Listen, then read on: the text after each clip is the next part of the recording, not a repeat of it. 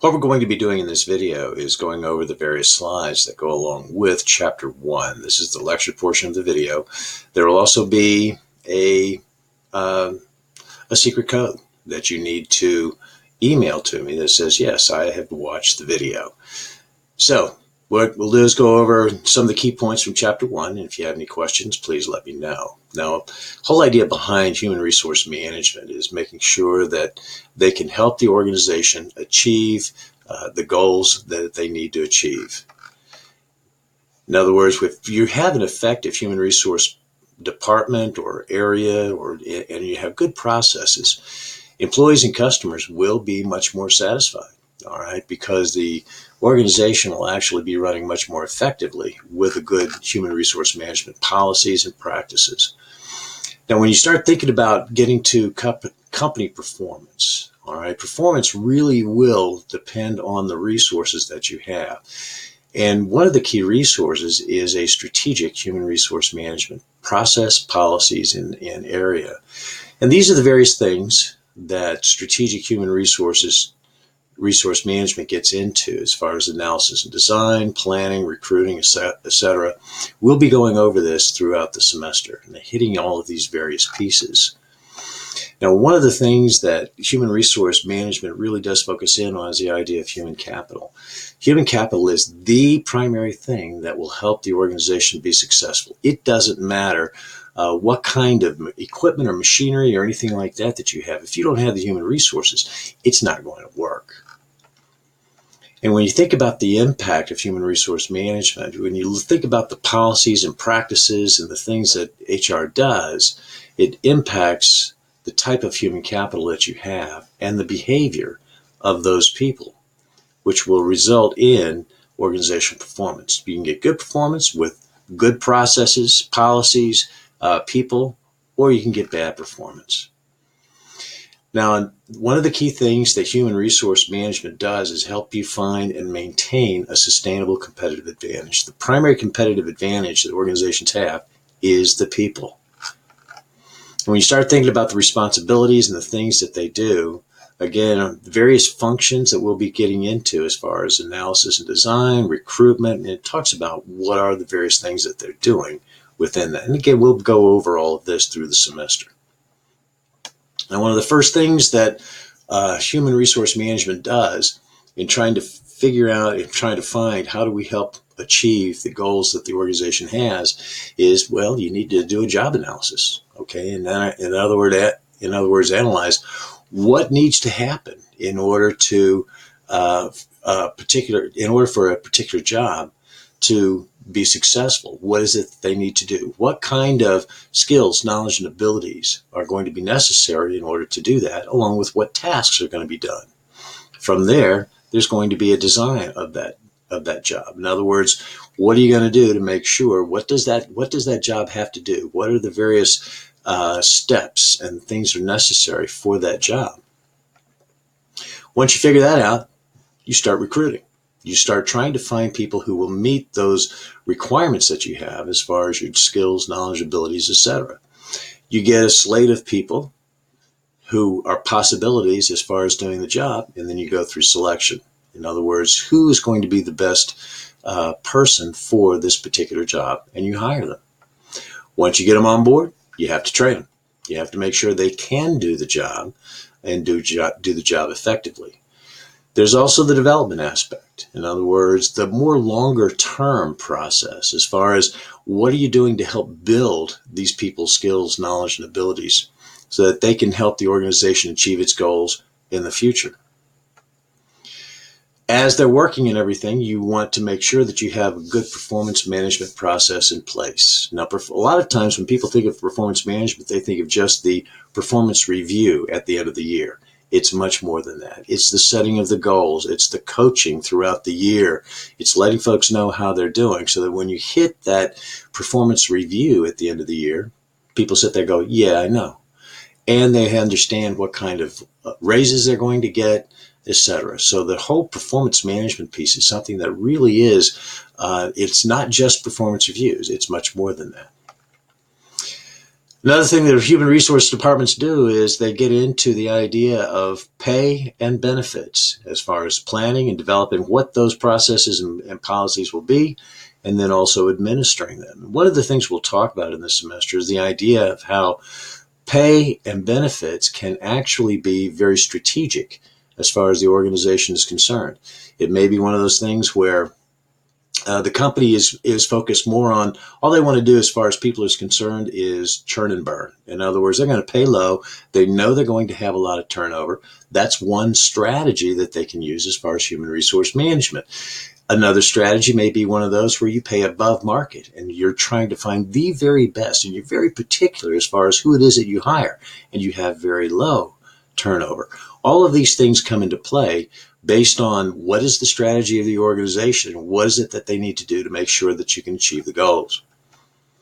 Another thing that human resource management does is, or the departments, is maintain positive employee relations. Now, it talks about employee handbooks and things.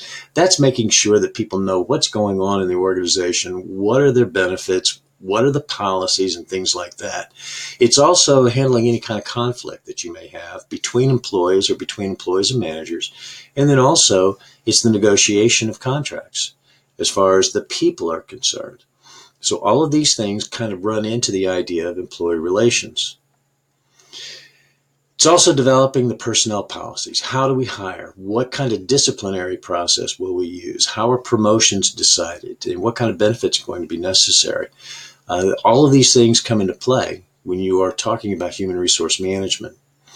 Now, one of the things that's become big lately over the past couple of years is the idea of workforce analytics. If you want to make some bucks and you want a guaranteed job going forward, go think about doing some of the analytics. Analytics has become huge as far as businesses are concerned. They're much more data focused in trying to determine what is it that we need to do to manage our company as effectively as possible. Another thing that human resources does is make sure that companies stay in compliance with labor laws. There's all kinds of labor laws. We'll talk about those later on in the semester. And it's making sure that managers understand what the laws are when they are hiring, when they're coaching, when they're counseling, when they're doing performance reviews, when they're just talking with employees, making sure that they know how to handle separations and when to have a separation and all these things. It really does come into play because when you start talking about lawsuits, it can be very expensive as far as organizations are concerned. So compliance with labor laws many times is very, very important as far as what human resources does. And again, the whole idea is to make sure that the strategy of the organization when it comes to people is supported, making sure that you're planning what's going to be necessary, making sure that you're getting the talent that's necessary, you're getting them trained, you're getting them in, things like that, and then collecting and using the data to determine what do we need to do differently going forward. There's also the idea of corporate social responsibility and sustainability. Now, sometimes in large organizations, that's actually going to be broken out from human resources. They'll have a separate area and separate people who are focusing in on the corporate social responsibility aspect. Things like, let's get everybody together and we're going to go do some stuff for Habitat for Humanity or something along those lines. And then there's also the sustainability aspect. In other words, what are we doing as far as maybe recycling? What are we doing as far as reducing carbon, things like that? So in many companies, those kinds of things fall under human resources.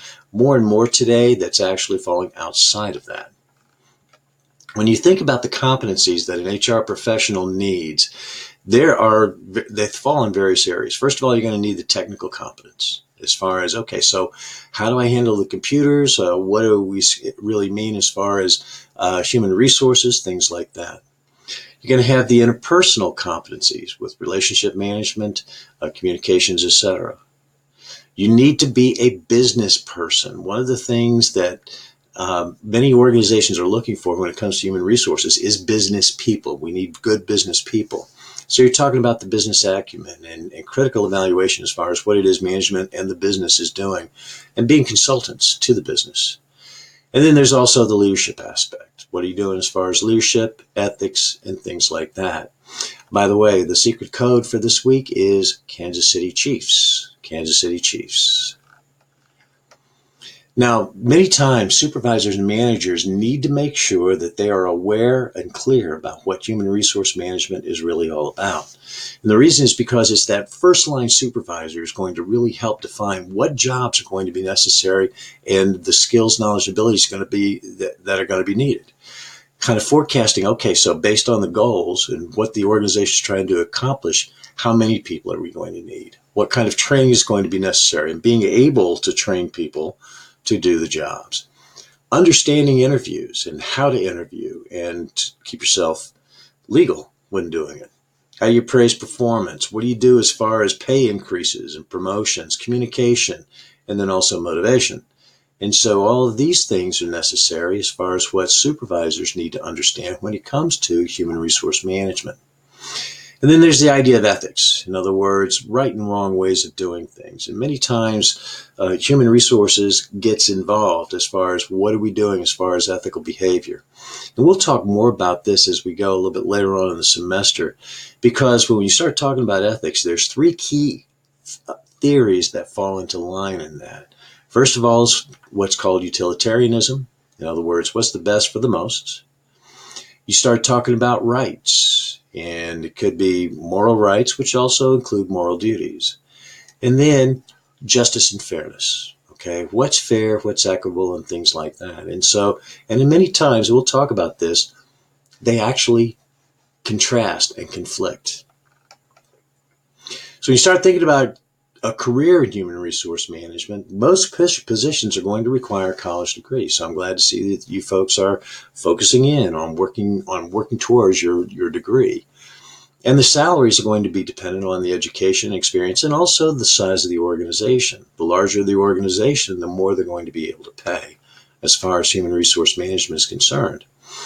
And you can see that anywhere from entry level all the way up to, say, director and even vice president, you're talking about going from around 40 grand or so as far as entry level to well into the six figures.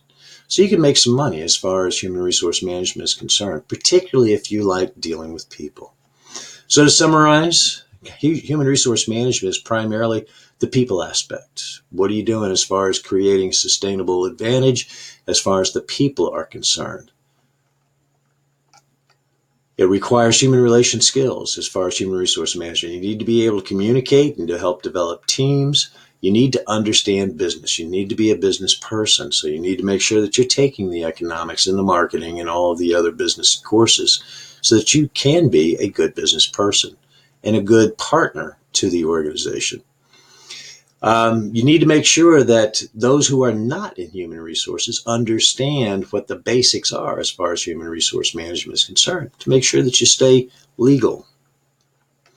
And then also, when you think about the decisions that human resources people are making, you need to make sure that it's really what's best for the organization in total, not just the management, not just the people, also everyone, including the external stakeholders.